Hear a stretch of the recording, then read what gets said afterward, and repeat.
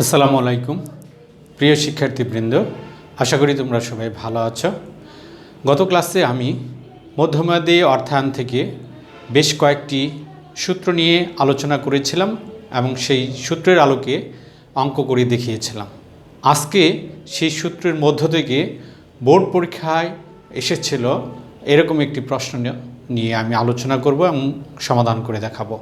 যে প্রশ্নটি কুমিল্লা বোর্ডে 2019 সালে এসেছিল। প্রশ্নটি হলো এরকম: শাপলা ম্যানুফ্যাকচারিং লিমিটেড এর বার্ষিক কাঁচামালের চাহিদা 1 লক্ষ একক, প্রতিটি ক্রয়াদেশ প্রদানের খরচ 40 টাকা। অর্থাৎ এটি হলো ফরমাইশ ব্যয়। প্রতি একক কাঁচামাল ক্রয়ে খরচ হয় 20 টাকা। এখানে ক্রয় মূল্য দেওয়া আছে, যেটি পূর্ববর্তী অঙ্কে আমরা হয়তো দেখিনি, এটি একটি নতুন। এবং প্রতি একক কাঁচামালের সংরক্ষণ ব্যয় ক্রয় মূল্যের 20%। এই যে প্রতি একক কাঁচামালের সংরক্ষণ ব্যয়, এটি হবে বহন ব্যয়। বহন ব্যয় ক্রয় মূল্যের 20%। ক্রয় মূল্য হলো 20 টাকা, সেটার 20%। ক্রয়াদেশ প্রদানের পর কাঁচামাল গুদামে পৌঁছাতে 4 দিন সময় প্রয়োজন হয়, এটি হলো লিড টাইম। কোম্পানি 2 দিন ব্যবহার করার সমপরিমাণ কাঁচামাল নিরাপত্তা মজুদ হিসেবে সংরক্ষণ করেন। অর্থাৎ নিরাপত্তা মজুদ হিসেবে কত একক পণ্য সেটি এখানে বলা হয়েছে যে 2 দিন ব্যবহার করার সমপরিমাণ কাঁচামাল। অর্থাৎ তাহলে যে বছরে কি পরিমাণ লাগে, সেটা প্রতিদিন কি পরিমাণ লাগে সেটা বের করলে আমরা তাহলে 2 দিনে কি পরিমাণ সেটা আমরা পেয়ে যাব। মজুদ ব্যবস্থাপক 2500 একক কাঁচামাল মজুদ থাকা অবস্থায় পুনঃ ফরমাইশ প্রদান করেন। অর্থাৎ পুনঃ ফরমাইশ বিন্দু অঙ্ক করতে হবে। কোম্পানির বার্ষিক কার্যদিবস এখানে 250 দিন। এখান থেকে অঙ্ক করতে বলেছে। গতে আমি সরাসরি অঙ্কগুলো নিয়ে চলে আসছে। এখানে ক খ তোমরা জানো যে থিওরিটিক্যাল প্রশ্ন থাকে, জ্ঞান আর অনুধাবনের। শাপলা ম্যানুফ্যাকচারিং লিমিটেডের মোট মজুদ ব্যয় নির্ণয় করো। এখানে আমি পূর্ববর্তী ক্লাস বলেছিলাম যে বিশেষ করে মিতব্যয়ী ফরমাইশ পরিমাণ, মোট মজুদ ব্যয় আর হলো পুনঃ ফরমাইশ বিন্দু, এই 3টি সূত্র খুবই ইম্পর্টেন্ট সৃজনশীল প্রশ্নের জন্য। সেখানে দেখো এখানে সেই জিনিসগুলোই আসছে। মোট মজুদ ব্যয় নির্ণয় করো। আর ঘতে বলা আছে উদ্দীপকে উল্লেখিত মজুদ ব্যবস্থাপক যে পদক্ষেপটি নিয়েছেন তা কি যৌক্তিক বলে মনে করো? গাণিতিক বিশ্লেষণের ভিত্তিতে মতামত দাও। এখানে বলা হয়েছিল যে সে সিদ্ধান্ত নিয়েছে মজুদ ব্যবস্থাপক 2500 একক কাঁচামাল মজুদ থাকা অবস্থায় পুনঃ ফরমাইশ প্রদান করেন। অর্থাৎ পুনঃ ফরমাইশ বিন্দু নির্ণয় করে দেখতে হবে যে তার এই 2500 একক থাকা অবস্থায় যে পুনঃ ফরমাইশ দিচ্ছে সেটি যৌক্তিক কিনা। এই দুটি অঙ্ক করতে হবে। তাহলে আমরা এক এক করে অঙ্কগুলো করে ফেলি। প্রথমে রয়েছে গতে, তাহলে আমরা জানি, লিখে নেব। আমরা জানি এখানে মোট মজুদ ব্যয় সমান সমান, তোমাদের নিশ্চয় মনে আছে দুটি সূত্র এক করে নিয়ে যে সূত্রটি হয় সেটি এখানে আসবে A/E ও কিউ গুণন ও প্লাস AQ/2 গুণন সি। এই হলো সূত্র। এই সূত্রের আলোকে এখন আমরা অঙ্ক করব। এখানে এ বসানো হয়েছে 1 লক্ষ একক। এই EQ এটি দেওয়া নাই, এটি এখানেই বের করব আমরা। সূত্রটি ছিল এরকম: √2 × A × O/C। এখানে 2A 1 লক্ষ, ও অর্ডারিং কস্ট, এখানে ক্রয়াদেশ প্রদানের খরচ 40 টাকা। আর সি বলা হয়েছিল যে ক্রয় মূল্যের 20%। এখন দেখো ক্রয় মূল্য যদি এখানে 20 টাকা থাকে, তার 20% এটা আসবে মূলত এখানে 4 টাকা। তাহলে 4 টাকা এখানে দেখো 1 লক্ষকে দুই দ্বারা গুণ করলে 2 লাখ, 2 লাখকে 40 দ্বারা গুণ করলে আসে এখানে 80 লক্ষ। 4 রুট এখানে থাকে তাহলে কত? 20 লক্ষ। 20 লক্ষকে যখন রুট তুলে দেব তখন যে রেজাল্টটা পাচ্ছি সেই রেজাল্টটি হলো এরকম 1414 একক।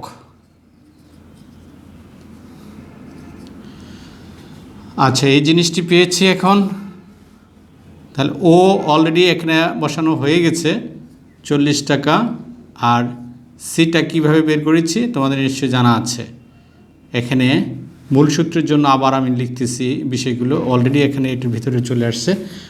আমি এখানে এ সমান 1 লক্ষ ইকুই পেলাম 1414 গুণন অর্ডারিং কস্ট 40 প্লাস ইকুই পেয়েছি 1414 টু গুণন সি। এই সি হবে 20 টাকার 20% সমান 4 টাকা। 4 টাকা। এখন 1 লক্ষকে এই 1414 দ্বারা ভাগ দিয়ে গুণন এখানে 40, এটি রেজাল্ট পাবো 2828। 2828.85 প্লাস এখানে 2828, দুটির মধ্যে যোগ করলে যোগফল আসবে 5685 এত টাকা। এই আমরা একটি রেজাল্ট পেলাম মোট মজুদ ব্যয়। এখন যে ঘতে যেটি আছে পুনঃফরমাইশ বিন্দু, সেই পুনঃফরমাইশ বিন্দু এটি বের করে দেখব যে ব্যবস্থাপকের সিদ্ধান্ত যৌক্তিক কিনা। তাহলে আমরা ঘয়ে চলে আসি। পুনঃফরমাইশ বিন্দু ঘ। পুনঃফরমাইশ বিন্দু সূত্র হলো লিড টাইম গুণন দৈনিক গড় ব্যবহার প্লাস নিরাপত্তা মজুদ। এটি হলো মূল সূত্র। এখন লিড টাইম সূত্রের মধ্যে বসাতে হবে এই মানগুলো। এখন বের করব আবার। এখানে লিড টাইম দেওয়া আছে 4 দিন। 4 দিন। দৈনিক গড় ব্যবহার এটি দেওয়া নাই, এটি আবার বের করে আসতে হবে। দৈনিক গড় ব্যবহার, এটি বের করার সূত্র এ বাই কার্য দিবস। তাহলে এ দেওয়া আছে 1 লক্ষ আর কার্য দিবস দেওয়া আছে 250। তাহলে 1 লক্ষকে 250 দ্বারা যদি ভাগ করি আমরা পাবো এখানে 400 একক। আচ্ছা, 400 একক। আর নিরাপত্তা মজুদ, এখানে নিরাপত্তা মজুদ হিসেবে ব্যবস্থাপক কি করছে? কোম্পানি 2 দিন ব্যবহার করার সমপরিমাণ কাঁচামাল নিরাপত্তা মজুদ হিসেবে সংরক্ষণ করে।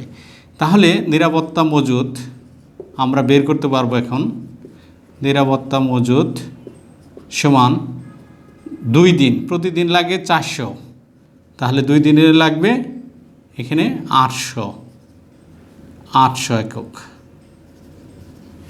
এখন আমরা সূত্রে মান বসাবো। লিড টাইম 4 দিন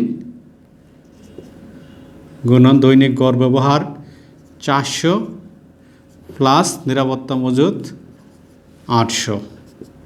তাহলে এখানে পাচ্ছি 4 4 16 যোগ 800 2400 একক। আমরা পুনঃফরমাইশ বিন্দু নির্ণয় করতে পেরেছি। পুনঃফরমাইশ বিন্দুর মধ্যে দেখলাম যে 2400 একক পণ্য হাতে থাকা অবস্থায় পুনরায় ফরমাইশ দেওয়া উচিত, এটি আমরা দেখলাম। এখন দেখব ব্যবস্থাপক কী সিদ্ধান্ত নিয়েছে। ব্যবস্থাপক সিদ্ধান্ত নিয়েছে 2500 একক কাঁচামাল হাতে থাকা অবস্থায় পুনরায় ফরমাইশ দেয়। আমরা একটি জিনিস দেখতে পেলাম যে কোম্পানি 2400 একক কাঁচামাল হাতে থাকা অবস্থায় ফরমাইশ দিলেই চলে, সেখানে সে আর একটু বেশি পণ্য হাতে রেখেই তারপরে পুনরায় ফরমাইশ দিচ্ছে, যেটা কোম্পানির জন্য আরও ভালো। যে একটু কম রাখলেই চলতো, কিন্তু সে আরও 100 একক পণ্য বেশি থাকা অবস্থায়ই পুনরায় ফরমাইশ দিচ্ছে, যেটি তার কাজের ক্ষেত্রে কোনো সমস্যা তৈরি করবে না, বরং সেটি আরও ভালো হয়েছে। তো এই কারণে আমরা বলবো যে মজুদ ব্যবস্থাপক যে পদক্ষেপটি নিয়েছেন সেটি যৌক্তিক। কেন যৌক্তিক ওই কথাটা বলবো। 2400 একক পণ্য হাতে রেখে ফরমাইশ দিলেই যেখানে চলতো, সেখানে সে 2500 অর্থাৎ আরও বেশি পণ্য হাতে রেখেই সে পুনরায় ফরমাইশ দিচ্ছে, যেটি কাজের ক্ষেত্রে কোনো ব্যাঘাত তৈরি করবে না। এইভাবে মতামতটা দিতে হবে। তো আমরা একটি বোর্ড পরীক্ষার প্রশ্ন আজকে সমাধান করে দেখলাম। এই কেন্দ্রিক প্রশ্নগুলি সাধারণত বোর্ড পরীক্ষায় বেশি বেশি করে এই চ্যাপ্টার থেকে এসে থাকে। তো আমরা আরও কিছু প্রশ্ন সমাধান করব, বোর্ড পরীক্ষার প্রশ্ন। এরপরে আরেকটি আগে সূত্র রয়েছে, নতুন সূত্র, সেই সূত্রগুলো নিয়ে, যেমন কাম্য নগদের পরিমাণ, ন্যূনতম নগদের পরিমাণ, তারপরে আছে নগদ রূপান্তর চক্র, এরকম 3টি সূত্র রয়েছে এই মধ্যমেয়াদী অর্থায়ন থেকে। এখান থেকে এই সূত্রগুলো নিয়ে আবার আলোচনা করব। পরবর্তীতে সেই সূত্রগুলোর আলোকে যে বোর্ড পরীক্ষার প্রশ্নগুলো হয়েছে সেগুলো আবার আলোচনায় নিয়ে আসব। তো সে পর্যন্ত তোমরা সবাই ভালো থেকো, সুস্থ থেকো। সবাইকে ধন্যবাদ।